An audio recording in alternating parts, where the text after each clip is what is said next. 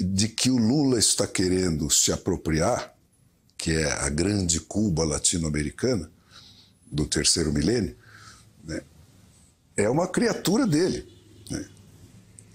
Todas essas ditaduras sul-americanas aí foram plantadas com dinheiro do BNDES e com a ajuda do João Santana, né, em cada um desses países.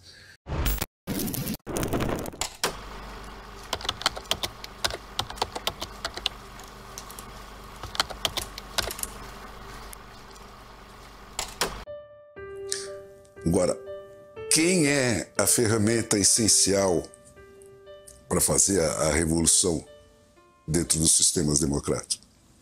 A imprensa. É para isso que ela serve. E a revolução, essa segunda revolução americana, foi feita pela imprensa.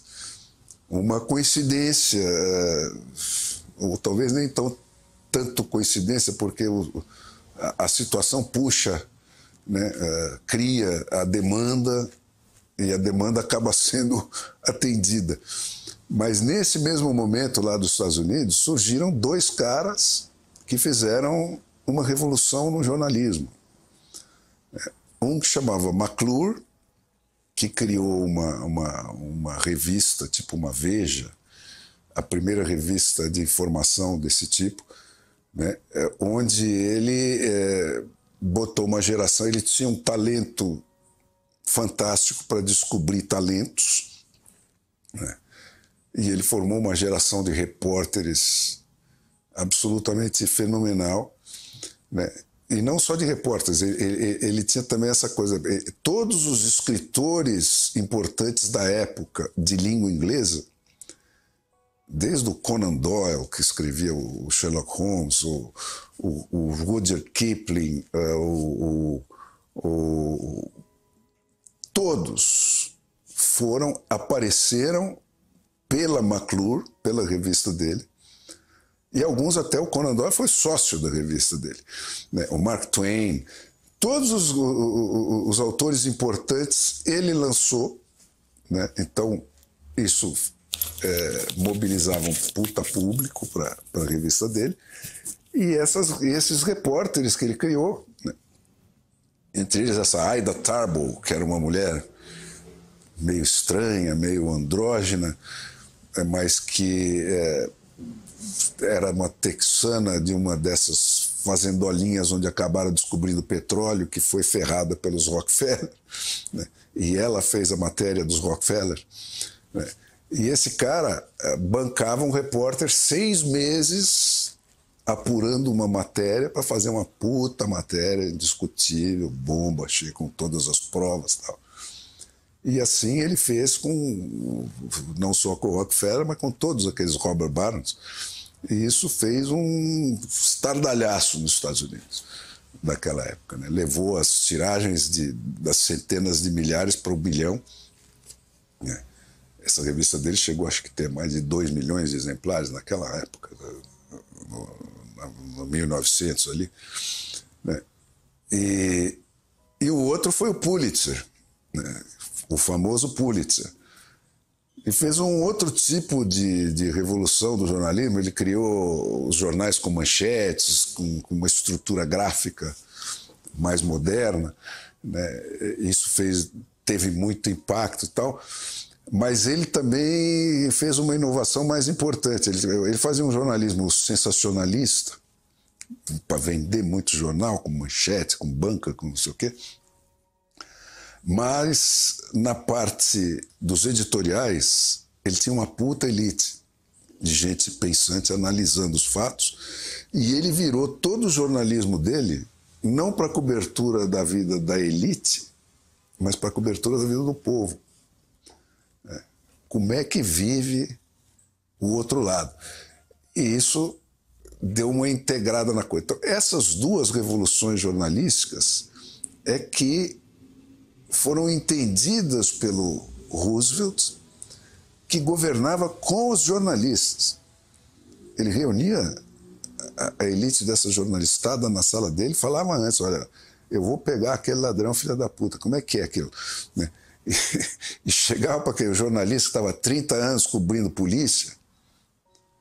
Chega aqui, cara, como é que é essa putaria? Quem é quem? Na coisa da polícia aí. Quem que pega a bola, quem que não pega, vai, como é que é? Os caras explicavam tudo para ele e ele fazia. Ele já saía com a medida, com o apoio da imprensa, e isso fez um estrondo nos Estados Unidos. E aí ele vira presidente e consegue passar essa lei antitrust, que produz o seguinte milagre, que é fundamental, né? Fundamental, na ida e na volta que está sendo agora, né?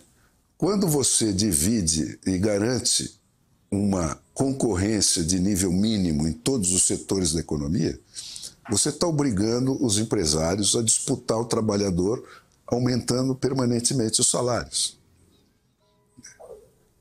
Porque se você tem concorrência, você tem que disputar o melhor cara, pagando mais. Pagando mais. E essa disputa, né? E na outra mão, a do consumidor, você tem que disputar o consumidor contra o seu concorrente, cobrando menos.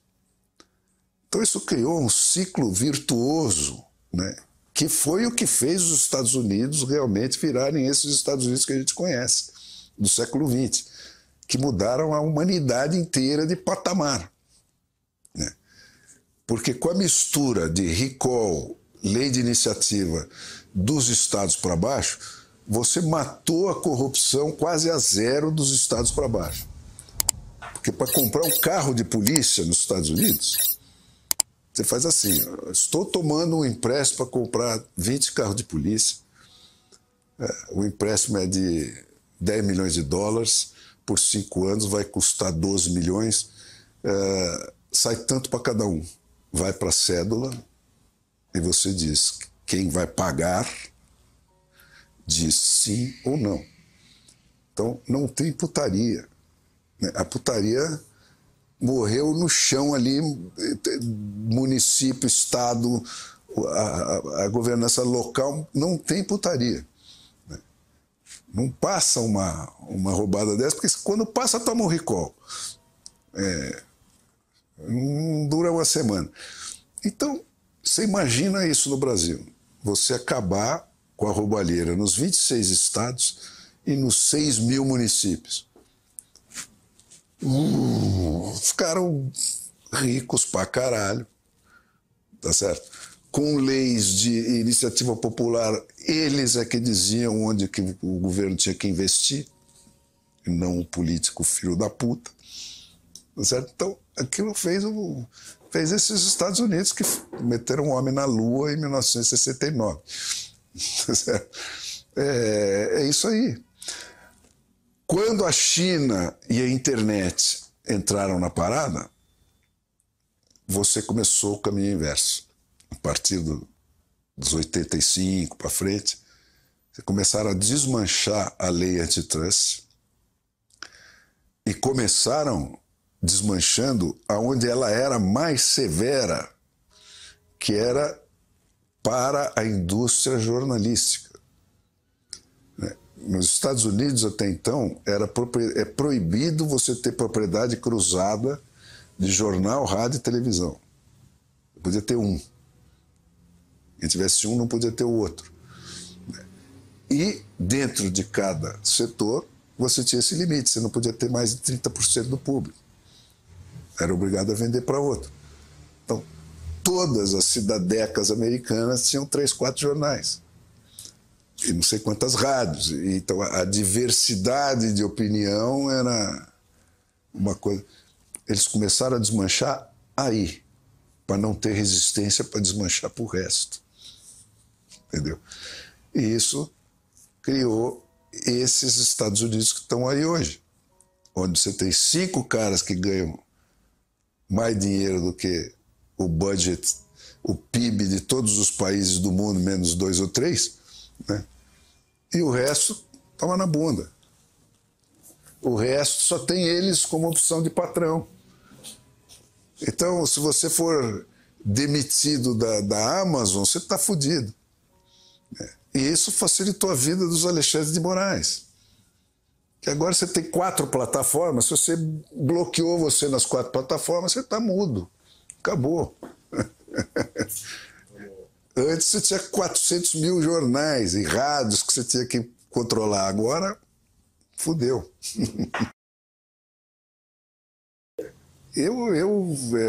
Eu acho que é a classe média meritocrática, que é aquela que não é o funcionalismo público. Você tem 2 classes médias no Brasil, né? Uma meritocrática, que é a que se fez realmente sozinha, e isso vai desde da mulher da cidadinha do interior que começou a fazer um bolinho qualquer e vende isso, enfim, conseguiu se virar sozinha, e você detectou aí, como você disse, algumas desse tipo, até o cara que já chegou num nível mais alto. Mas basicamente eu acho que são essas pessoas. É um fenômeno parecido com o que aconteceu no mundo inteiro com a internet.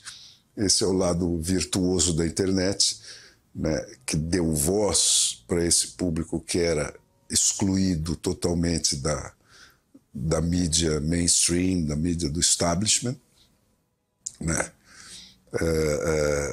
E esse pessoal não só ganhou um lugar para mostrar a cara, mas ele ganhou um peso, né? Porque quando você se torna vocal, por mais defeituosa que seja a democracia brasileira como ela é, você ainda tem um poder eleito que é o Congresso, né?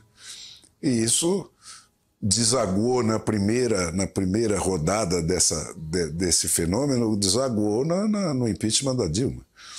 Quer dizer, eu não acreditava que fosse possível, no Brasil, derrubar um governo do PT. Eu achava que era possível o PT derrubar qualquer governo. Mas alguém derrubar um governo do PT, eu achava que era impossível. E aconteceu, né? E aconteceu por causa disso. Foi um movimento grassroots, né, que começou lá em 2013, aquelas manifestações e tal, e rolou, né? Rolou.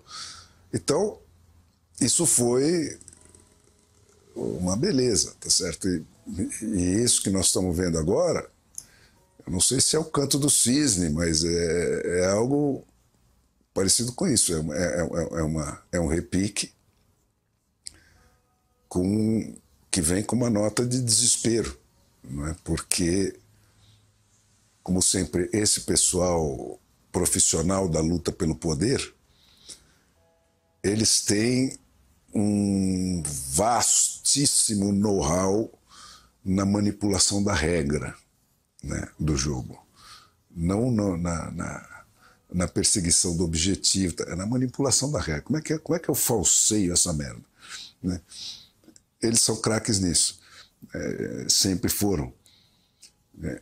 E então aprenderam a fazer isso. E eles fazem isso com as instituições. Né? Então, esse golpe que que o Brasil está sofrendo hoje, que é o golpe bolivariano feito através do Supremo Tribunal, né, foi aplicado na Venezuela, idêntico, né, ao do Brasil,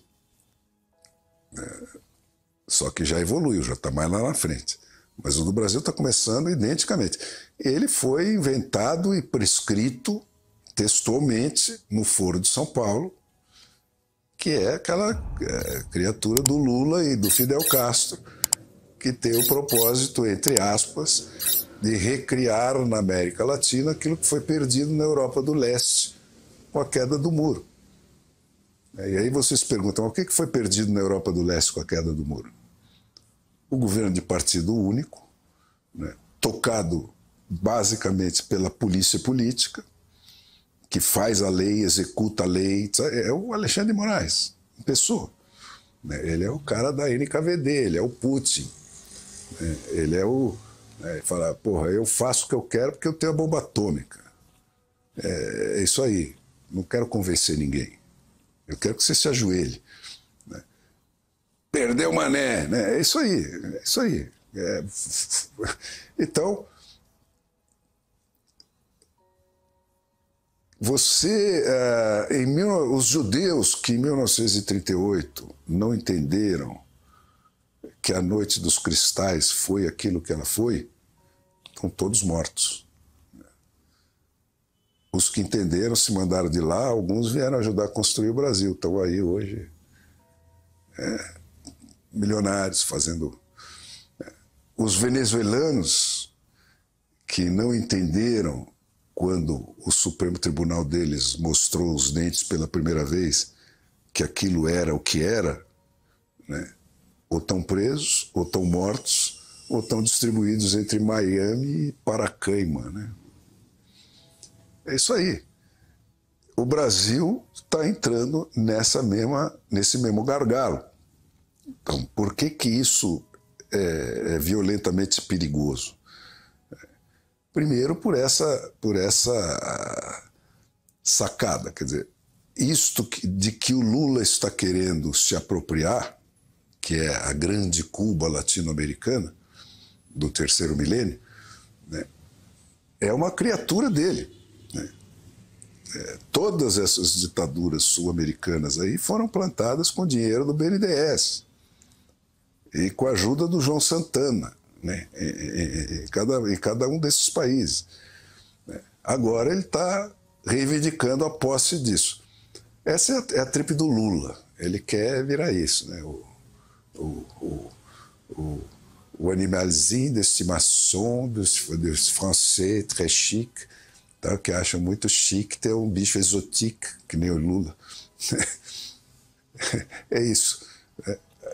Ele está nessa, com essa janja, não sei o quê. O Brasil é quem vai viabilizar isso. O Brasil é o Tesouro Nacional. É a grana que vai comprar tudo isso aí. Como já comprou, né? Já está montado, tal. Agora ele vai dar o acabamento final nisso, vai consolidar esse troço, né? E qual é a outra mão disso? Quer dizer, essa esquerda, esse tipo de esquerda, focada na tomada do poder, né? E exclusivamente nisso, porque ela passou um século se aperfeiçoando nisso e foi esquecendo o resto, né? Ela não tem projeto nenhum para esse mundo do terceiro milênio, da tecnologia, né? Não tem. Como o Lula não tem projeto nenhum para nenhum dos departamentos do governo do Brasil. Estão aí discutindo sobre o nada. Então, o que sobrou para essa gente? Essa tapeação de gênero, de só, né, conflagração, tapeação, que não significa nada, não leva a lugar nenhum. Então, eles sabem disso, né?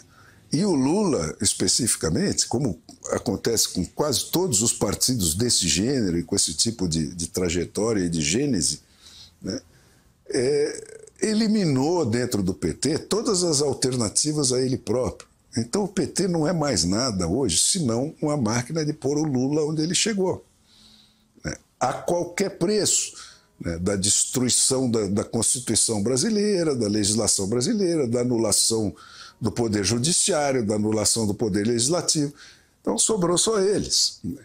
E agora você chegou num ponto, ontem aconteceu isso, quer dizer, você teve uma denúncia, essa do PL, sobre os logs das urnas. Não é que é uma denúncia, isso está exposto na própria tabulação que o TSE, que é o braço armado do Supremo Tribunal, né, botou na rede. Ele publicou na rede 279 mil urnas com o mesmo número, que não precisa mais esconder, porque eles já se sentem com a força suficiente para quem abrir a boca para falar, porra, mas metade das urnas, 60% das urnas tinha o mesmo número, e nesse pedaço das urnas a proporção de votos de Bolsonaro para Lula se inverte, exatamente, quase exatamente. Quem desconfiar disso é imediatamente preso, desmonetizado e toma uma multa de não sei quanto. Então, agora eles assumiram, virou sexo explícito, né?